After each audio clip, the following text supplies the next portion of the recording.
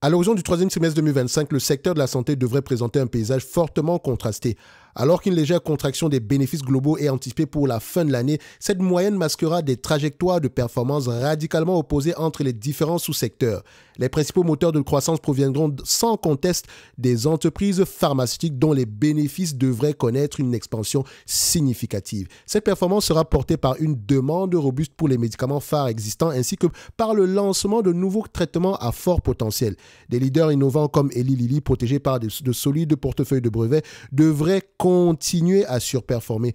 Dans leur sillage, les distributeurs pharmaceutiques, à l'instar du géant McKesson, verront également leur profit augmenter, capitalisant sur leur échelle et leur efficacité logistique. Finalement, les opérateurs hospitaliers tels que HCA, Healthcare, maintiendront une trajectoire positive soutenue par une demande de soins structurellement élevée.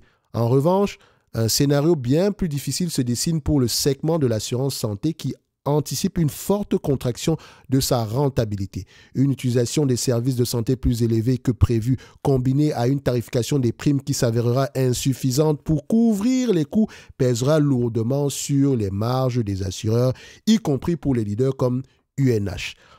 De même, les fournisseurs d'équipements médicaux tels que Solventum ou Dentsply Sirona feront face à une pression sur leurs bénéfices pénalisés par les taxes à l'importation et l'augmentation des coûts des matières premières.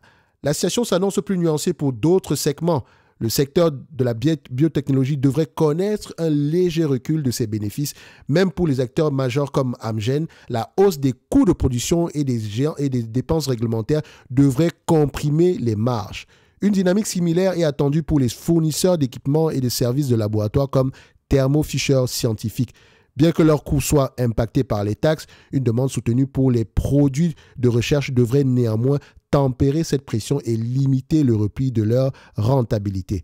En somme, les prévisions pour la fin de l'année 2025 confirment la fracture du secteur de la santé.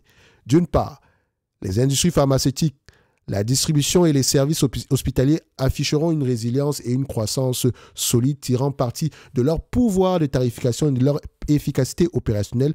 D'autre part, les assureurs et certains équipementiers seront confrontés à d'importants défis de rentabilité. Le secteur naviguera donc à travers des vents contraires à court terme tout en confirmant des fondamentaux robustes pour l'avenir. Pour tous ceux qui veulent aller plus loin, tout en description de la vidéo. Pour les autres, ici, on te donne rendez-vous sur les autres vidéos. Et pour tous ceux qui sont dans le top premium présentement, n'oubliez pas, vous avez également un dossier sur le secteur de la santé. Et quand on parle du secteur de la santé, on parle ici des sous-industries de manière générale. Donc, on va parler des pharmaceutiques, des biotech, des distributeurs ici d'instruments, etc. D'accord? Je vous laisse aller voir ça. Merci. Au revoir.